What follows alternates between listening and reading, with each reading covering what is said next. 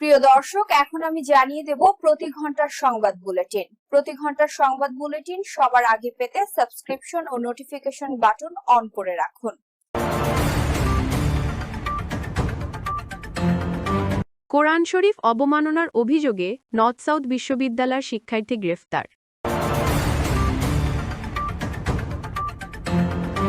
৭৫ বছরে বিয়ে করে বাসর ঘরে বৃদ্ধের মৃত্যু।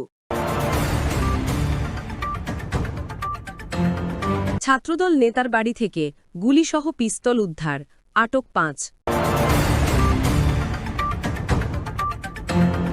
হাতকড়া সহ আওয়ামী লীগ নেতাকে ছিনিয়ে নিল স্বজনরা।